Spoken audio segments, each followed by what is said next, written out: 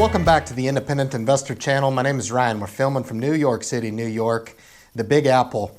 These are going to be my top 3 tips for investing in your 40s. And this is going to be in response to a lot of my viewing audience that tunes into the channel who's not a beginning investor or is a little bit later on in life. Guys, I'm 40 myself, so the credibility of delivering this information, it should resonate really with folks my own age, or if you're in your late 40s or your 50s or 60s, even into your 70s. I really don't discriminate based on age, where you are in your particular life and what your interests are in the stock market. And a lot of people hit me up and they ask me, is it too late? And the answer is not at all. It's never ever too late to participate in the stock market. I advocate all the time that participating in the stock market is for everyone. It's something that I require in life, okay? And I require it for you guys the same way that I require it of myself, to put myself on a disciplined plan to make sure that financial goals are met in the future. Now, not all financial goals are the same. Mine is to provide me with financial security down the line. So I come back to that in relation to my goal when I'm always answering questions. And I always get questions of, Ryan, is it too late? I'm a late bloomer. Or I don't know anything about the stock market, but I'd like to get involved. Or I don't know anything about the stock market. Should I get involved?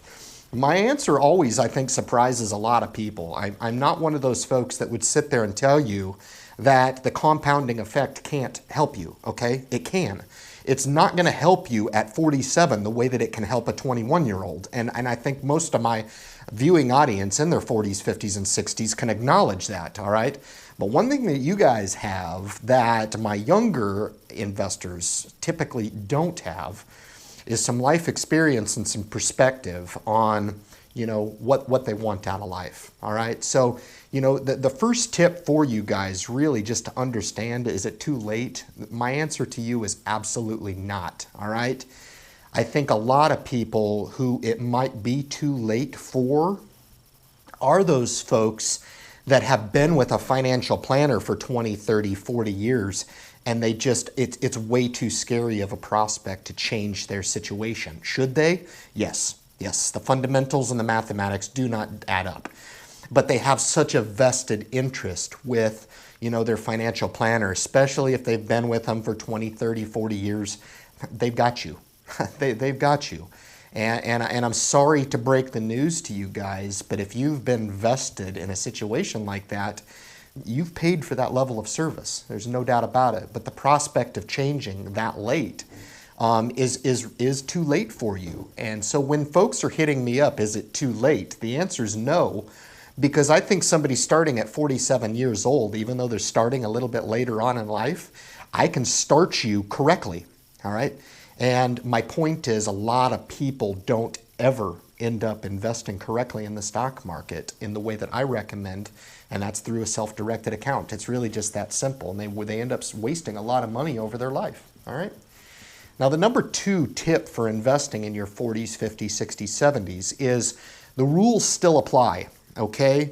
Insofar as setting realistic goals for yourself. And I want to break it down a little bit for you guys. If you're 49 years old and you had, 10 years to get you to 59 and a half, the reason I pull that is not arbitrary.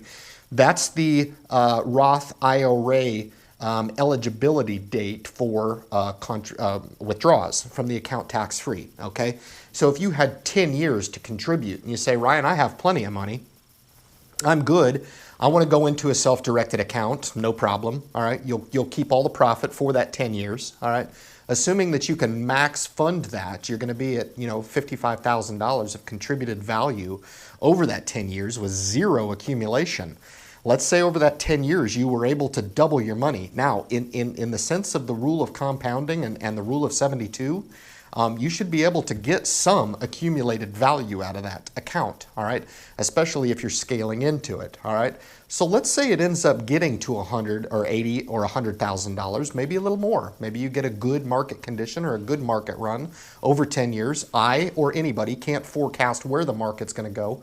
We go off of historical performance to kind of get you into an anticipated rate of return over that 10-year cycle. Now, 59.5 is still young. I just earmark that is if you're in your late 40s and you're listening to me and you're like, God dang, what Ryan's saying is, I mean, 10 years, Jesus, I would have six figures put away, you know? And this could be in addition to an existing 401k that you've had for years, or if you've got an established career and you've moved up a little bit without an acknowledgement of, you know, other options, right? You've just contributed to the 401k and you've taken your maximum, you know, contribution, or you've taken your matching funds in your 401k. That's freaking awesome. That's awesome. But to kind of think about it, a lot of people kind of get complacent a little bit in their program, and they think just because they're contributing that somehow it's going to magically give them everything that they need in retirement. And that's just not the truth. We want to stay kind of aggressive on the program a little bit. But the goals for your money, whether or not you are 49 or 39 or 29 or 79, your goals in investing have to be defined. They have to. What is your goal with the money? If your goal is to invest $100 a month when you're 47 and you want to get to $1 million, I'm going to tell you that's not going to happen. Okay, it's not. You're going to disappoint yourself when you look at that account 3 or 4 years into it and it really hasn't accumulated that much in value. So you have to set yourself on a realistic program. If your goal is to put $100 away to tax protect and wealth preserve, now that's a killer goal. That's a killer goal. If you guys are in your late 40s or in your 50s or 60s and you're out there and you're like, Ryan, what you're saying makes sense, man. Is this really real? It's really real, okay? And I want to tax protect some money and I want to wealth preserve some money because I don't want to pay it to somebody. Over the course of that 10 years, then you put it in a self-directed account and you let that money ride and it's all yours. I mean, it gives you an opportunity to look at that money upon maturity at 59.5 and you say, geez, that was a killer decision I made. Thanks a lot, Ryan. That was awesome.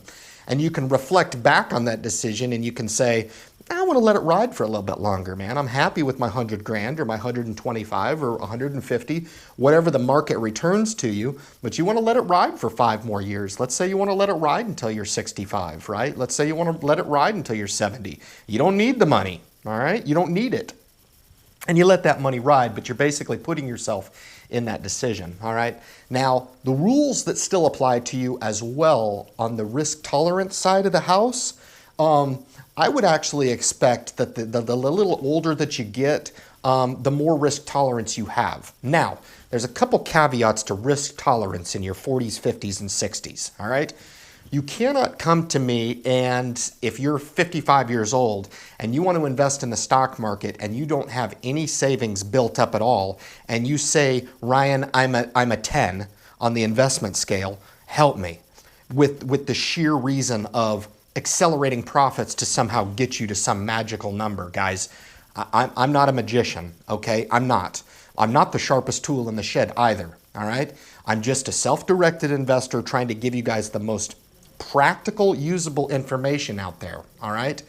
Your risk tolerance has to be reflective of your current situation. What I mean by that, if you're sitting on $500,000 in a 401k and that's all you've done for your entire life and you've been accumulating matching contributions and you've been contributing your whole life, 401k, 403b, any of your retirement accounts out there, but you get my point. If you're sitting on some really good pay dirt, 401k in your retirement account, or you're sitting on some pay dirt in your savings account, you've got some in checking, whatever it is, you can take on a higher level of risk tolerance in that aggressive account, okay? Because your goal and your application of your risk tolerance is appropriate for what you want out of that money. If you want to try to accelerate another account, to add another layer to your account, you can go ahead and afford a risk tolerance of 5, 6, 7 on a basic, or 6 or 7 or 8 or 9. Really, 10 doesn't exist in a realistic sense unless you come to me and you say, I'm a risk tolerance 10. What do I invest in, Ryan? I'm going to tell you invest in Bitcoin, all right? Because a 10 really doesn't exist on my risk tolerance scale. I just award it. to actually define my cryptocurrency investors out there, man. You're a risk tolerance 10, no doubt about it. If you're willing to lose 100% of your capital and you're willing to lose that capital tomorrow, you are a risk tolerance 10. Be honest with yourself. A lot of people who are got it up in the head, are sane in their head, are not a risk tolerance 10. I'm just going to tell you, all right? So all the same rules applies for you guys. So that's the second tip for investing in your 40s, 50s, and 60s. The last thing is to kind of do a self-evaluation. If you're in your 40s or your 50s or your 60s and you haven't started in the stock market at all, you can come to me. I get a lot of self-deprecating people out there from all kinds of different walks of life who can't manage their budget to save their life, who can't save $100 a month. Some of them are not making $100 a month and they're freaking saving $400 a month. How they're doing it is just a testament to the mental overcoming of barriers that a lot of my guys out there, I mean, some of you guys are making, you know, $10, $20, $30,000 a year and you're putting money away. I've got a lot of folks out there that are making over $100,000 and you can't save 10 cents, you know? So the question becomes when you're 40, 50, 60 and you're hitting me up and you're saying, is it too late? What do I do, Ryan? Is to do a self-assessment and ask yourself this very question: should I do more? Okay? Should I do more? Have I done enough in my life to accumulate that savings? Have I done enough in my life to accumulate that 401k?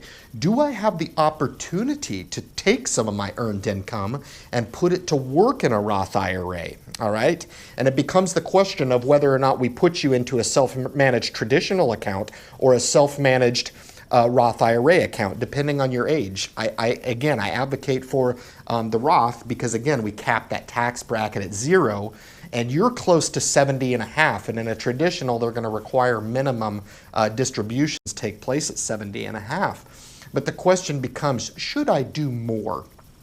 And the answer for a lot of people is yes, you should. You really should. If you start that account and you're only able to build it up to $50,000, $100,000, wonderful. It's better than 0, right? If you make the decision to continue on the path that you're on, you're only going to realize the potential of that path that you're on. If you look to layer up and supplement the current path that you're on, that you may be able to accelerate and put a little bit more financial security away for yourself a little bit later on in life. Guys, thank you so much for tuning in to my top 3 tips for investing in your 40s, 50s, and 60s. My program is built for everybody. A lot of my message is driven to new investors, those folks that don't have any experience with the stock market. But the information applies to everybody. I don't care what your age is, all right? The 2 things, the fundamental pieces that I insist everyone identify in their own lives is, number 1, their risk tolerance, all right? The risk tolerance to stock market fluctuation and depreciation, all right? You have to assign your risk and be honest with yourself, all right? You need to set goals. You need to set financial goals for yourself. What do I want out of this $1,000 a month that I'm investing? What do I want out of this $100 a month I'm investing? Do I want to invest just to pass it on to my kids for a legacy?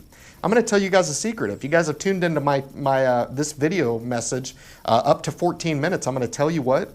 When I retire, I probably won't even use the investments that I've made. I'll probably just pass them on to my kids, to be honest with you, because I don't need a whole heck of a lot in this life to be happy. I'm happy already, all right?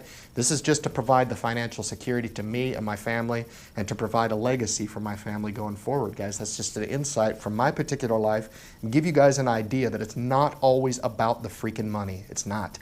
It's not always about the money. It's about the goals that you set up. And the last thing that you have to identify is the investing capital that you have to put to work for yourself. What have you built over your life, right? If I'm talking to a 40, 50, 60, I assume that you've built up something, you know, in way of a retirement account or some savings. And if you haven't, no problem. I'll work with you all day. Let's get you started. It's no problem. As long as your goals are realistic and aligned with your expectations. That's all. Guys, thank you so much for tuning into this video. If you haven't subscribed to the channel, I highly encourage you to subscribe and leave your comments at the bottom if you appreciate me addressing this message for you guys. I get hit up all the time from my audience in their 40s, 50s, and 60s, and they're always talking to me about what their investment options are, and that the options are quite vast for you guys, and I will help you realize your goals if you are looking to get involved in the stock market for the first time. Leave your comments at the bottom and share this video with anybody out there that you know. Maybe they're in their 40s, 50s, 60s. Maybe they need a little eye-opener. Tune them onto the channel, guys. I touch on nerves. That's what I do, okay? Because I don't deliver run-of-the-mill information, all right? I'm delivering information, really, that nobody else on YouTube is delivering, guys. Thank you so much for tuning in, and good luck in your investment future.